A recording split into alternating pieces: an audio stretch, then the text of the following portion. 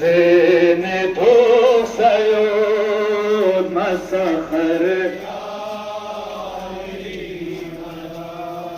تسوبنك نمان قريبا في عمل